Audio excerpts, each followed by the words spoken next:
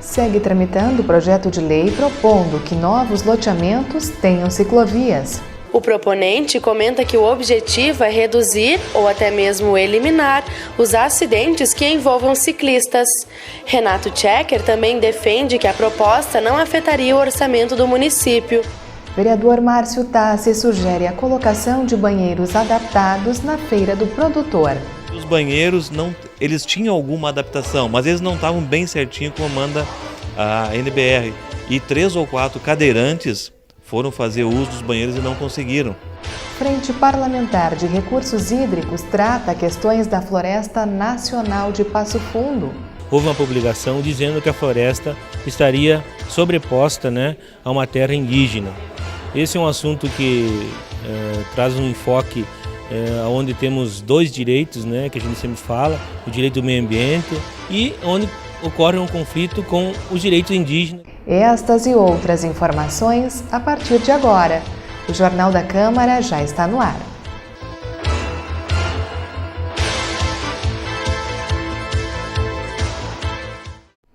Boa noite. Em Passo Fundo, o uso da bicicleta, seja como meio de transporte ou como diversão, vem crescendo a cada dia. E a oferta de espaços apropriados permite que a prática seja realizada com mais segurança e comodidade. Pensando nisso, o vereador Renato Checker está propondo que os novos loteamentos do município já incluam ciclovias em seus projetos. O objetivo é que no futuro o pessoal cada vez vai para utilizar mais essa prática de andar de bicicleta, Nós sabemos que Passo Fundo cresce diariamente e andar de carro na nossa cidade pode fazer o que quiser. Vai chegar a um ponto que vai ficar muito difícil de todo mundo circular com seus carros. Porque depois que a cidade está mapeada, preparada para uma coisa, fica mais difícil você conseguir colocar nossas ciclovias. Tem pessoas que não se adaptaram ainda, não estão acostumadas com essa adequação. Então, é muito bom você fazer novas ruas para bicicleta, que é as nossas ciclovias, e provavelmente nós vamos implementar isso aí em outras avenidas na nossa cidade. Então, a gente vê que a reivindicação do nosso ciclista, do nosso cidadão passofundense, do nosso cidadão passofundense, é ter essa prática bem fácil. O texto já está sendo discutido no Legislativo.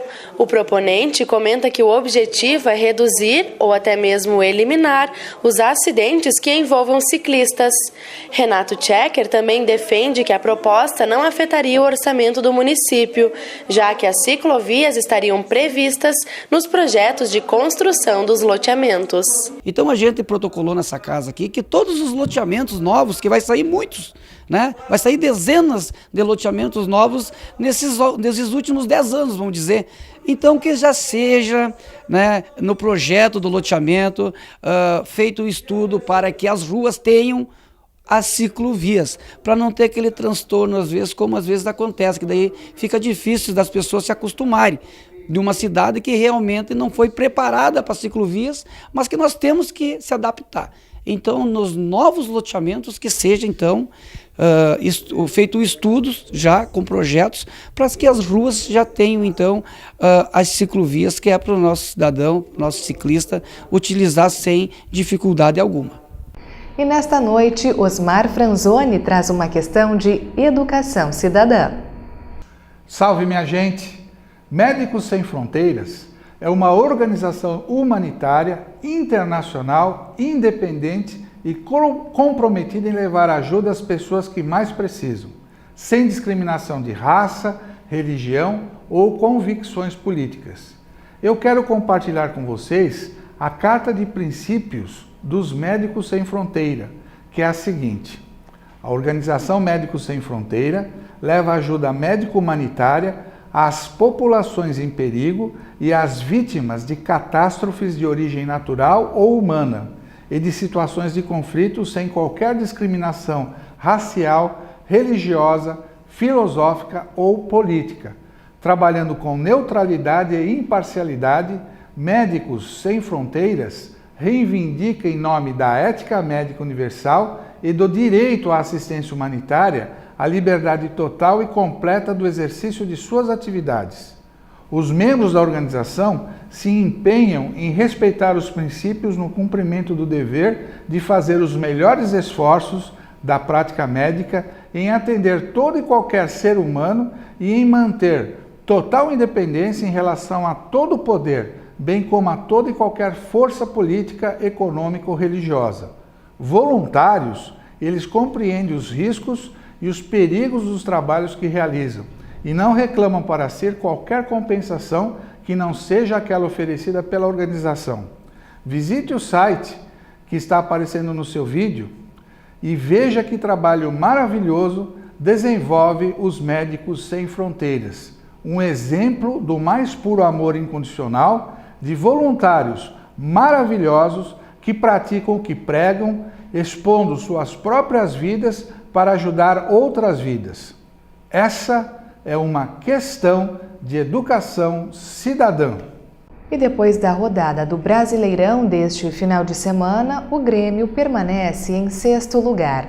O tricolor gaúcho empatou em 1-1 com o Atlético Mineiro.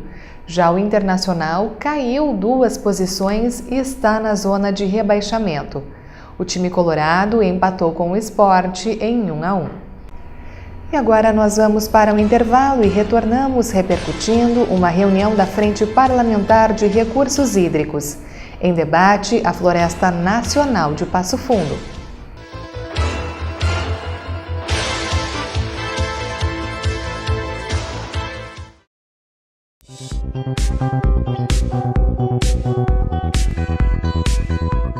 Cuidados com a eletricidade.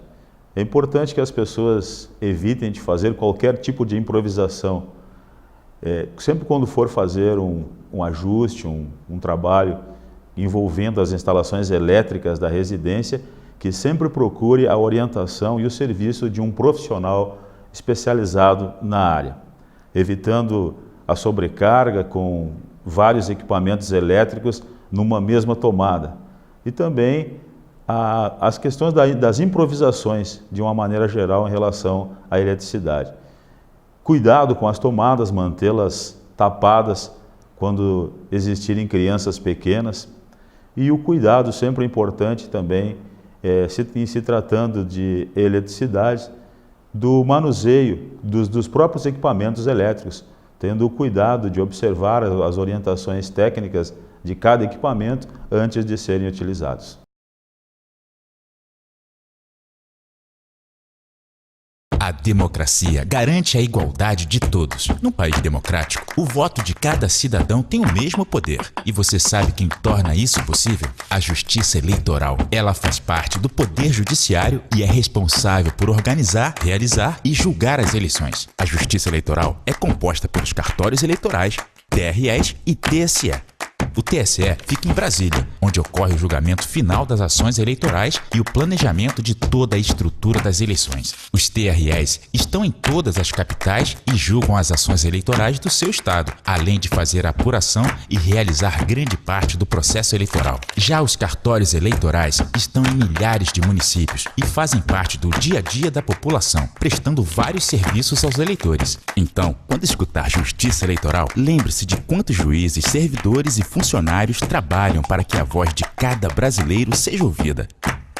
Justiça Eleitoral, a justiça da democracia.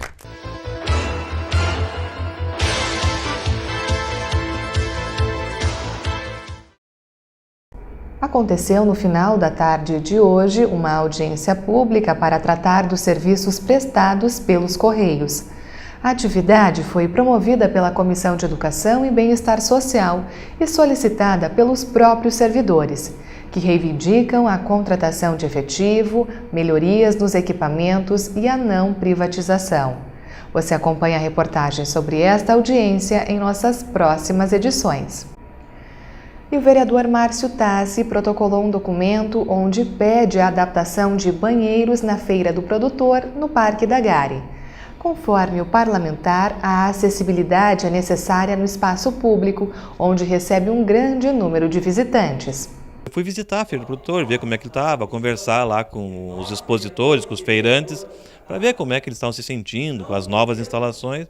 E daí, de várias bancas, veio essa demanda, que a gente, quando vai, sempre vem com alguma demanda que os banheiros eles tinham alguma adaptação, mas eles não estavam bem certinho como manda a NBR.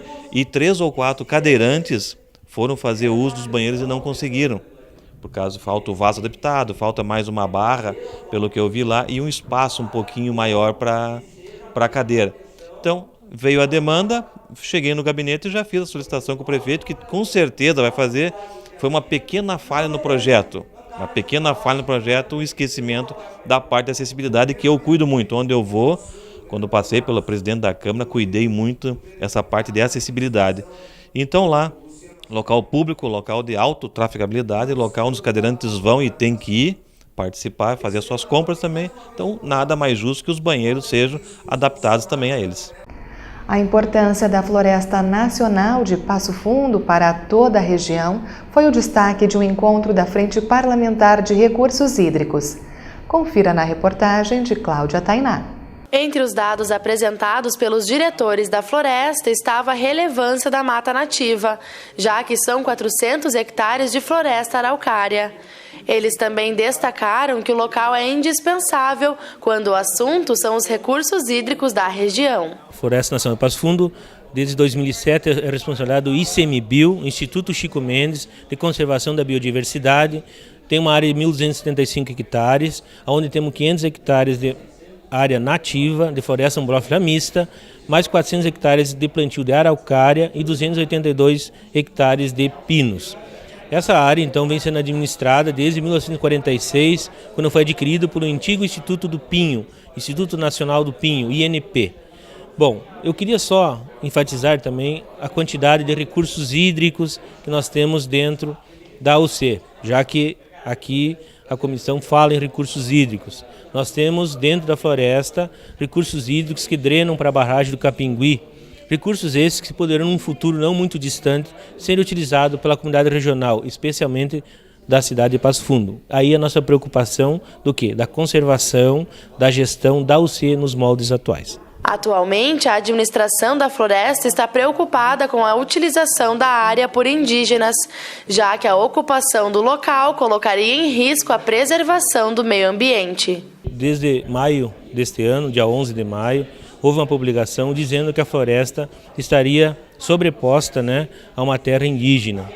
Esse é um assunto que traz um enfoque onde temos 2 direitos, que a gente sempre fala, o direito do meio ambiente, que é um direito difuso, que é de toda a sociedade, conforme o artigo 225 da Constituição Federal, e onde ocorre um conflito com os direitos indígenas, que é o artigo 231 e 232 da Constituição Federal de 88.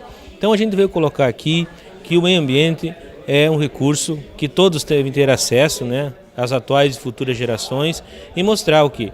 Que a sustentabilidade da floresta, nos moldes que está colocado nesse relatório, que é o relatório circunstanciado de indicação e limitação da terra indígena, o RECID, onde coloca a vida, os costumes tradicionais dos caigangues em conflito aos objetivos da conservação da UC. A presidente do grupo encaminhou como resolução a produção de uma moção de apoio e um ofício que será encaminhado para todos os órgãos competentes e autoridades envolvidas com a floresta. Os principais encaminhamentos foram de uma moção de apoio da Câmara de Vereadores.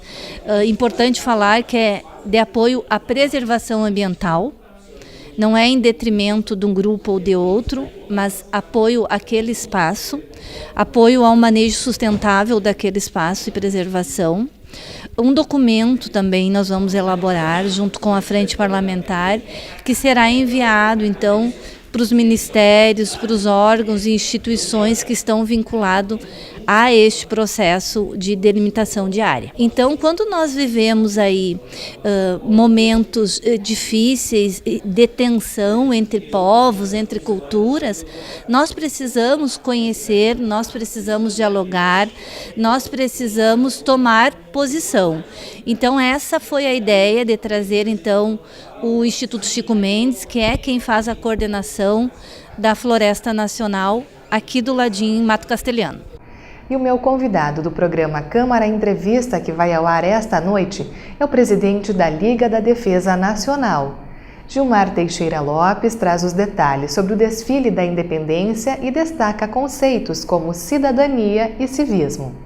Quem realmente teve a disciplina de Organização Social Política Brasileira, chamado SPB, a disciplina de moral e cívica, sabe realmente o quanto isso proporcionou de valores para nós, independentemente do período que isto foi proporcionado. Não é isso que está em jogo.